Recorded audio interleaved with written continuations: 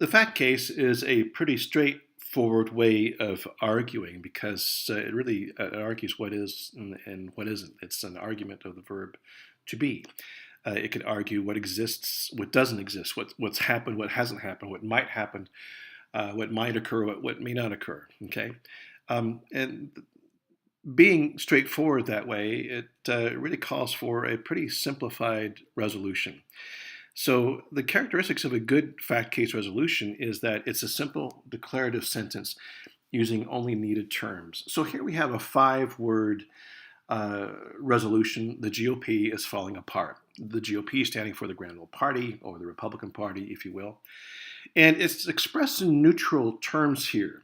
The GOP is falling apart. That's a descriptive statement. If it were evaluative, losing its neutrality, we could say that the GOP is an awful party or terrible or whatever. Okay, those are not neutral terms. Okay, they're evaluative. So we're staying descriptive here. Falling apart, meaning that it's going into pieces.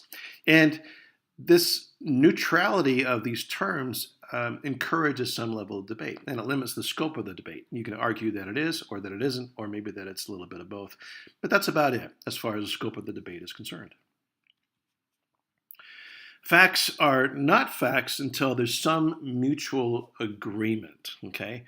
And as we go through and establish our case, we need to predict whether or not that can happen, whether we can all agree that this is what we're talking about, all right? And until that happens, our case remains relatively undebatable.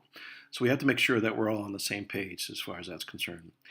And it needs to be something that's in rhetorical demand for a number of reasons. One, to keep it interesting, and two, to see that there's enough evidence out there, there's enough stuff out there to go through and bolster your claim, to help you build your argument. Keep things positive as well here, and make sure that you have some definition of things that are unclear, and just stick to the facts, okay? Let's not go through and make anything up based on assertions or opinions or Facebook memes or any kind of fodder that's out there like that. Here is where you got to research it, okay? And to get beyond just the assertions that new social media has put out there. So here's some tips here to build your case. I'm not going to build the case for this one.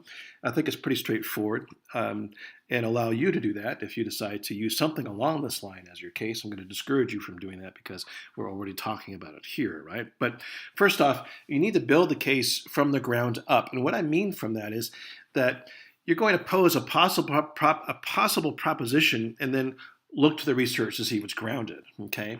So here, the GOP is falling apart. That's a possible proposition. I can't say that. And then I'm going to go through and research that and see. And believe me, I can find research that will go through and ground that, okay? And the research has some level of evidence. And you need to make sure that you prioritize the evidence that you'll find, because you can't use it all.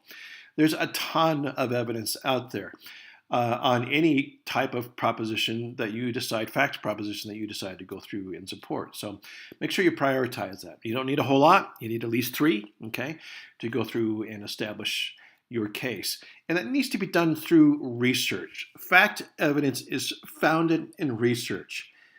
Okay, anything beyond that is simply bias.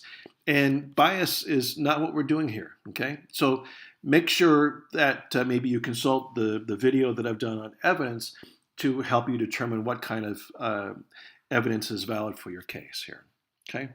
It's not always packaged and easy to find. Evidence requires you to hunt and look around and find valid sources.